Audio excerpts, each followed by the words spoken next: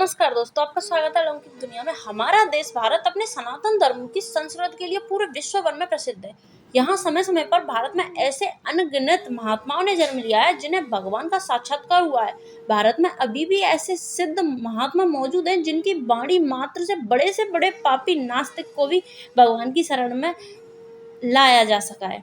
ऐसे एक हैं श्री प्रेमानंद महाराज जी का नाम राधा रानी के परम भक्तों में से एक है। जो भक्त इनके सत्संग को मन लगाकर सुनता है उन्हें भी राधा रानी के दर्शन हो जाते हैं। प्रेमानंद महाराज जी का जन्म कानपुर के एक गांव सरसों में एक ब्राह्मण परिवार में हुआ था। महाराज जी का नाम अनिरुद्ध कुमार पांडे था। इनके पिता व दादा दोनों ही सन्यासी थे। इनकी माँ धर्मपरायण थी। इनका परिवार साधु संतों की सेवा और आदर सत्कार करता था।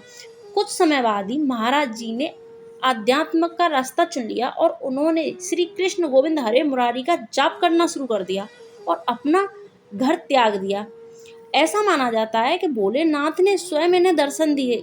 उसके बाद वह वृंदावन आ गए। वृंदावन आने के बाद महाराज जी चैतन्य महाप्रभु की लीलाएं देखते थे और वो रास लीला देखते थे। उनके बाद उनके जीवन में परिवर्तन आया। उन्होंने संन्यास छोड़ दिया, त्याग कर दिया और भक्ति मार्ग को चुन लिया।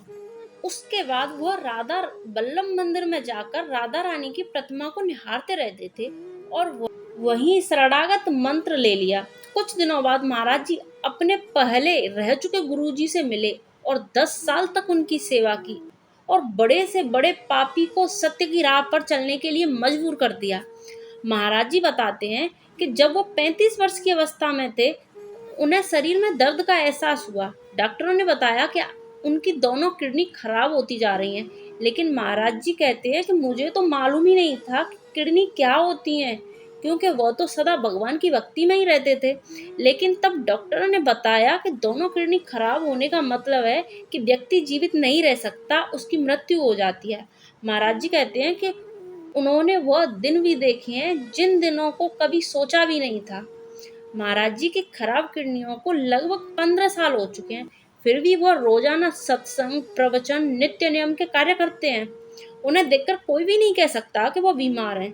यह सब उन पर राधा रानी की कृपा है, इसी वजह से वह जिंदा हैं। महाराज जी के प्रति आस्था रखने वाले बहुत सारे भक्तों ने महाराज जी को अपनी किडनी ट्रांसफर करने की बात भी कही, लेकिन महाराज जी कहते हैं कि जब तक राधा रानी चाहेंगी अपनी सेवा मुझसे करवाएंगी, लेकिन मैं दूसरे व्यक्ति के शरीर को कष्ट देकर अपने शरीर को पोषण नहीं दे सकता।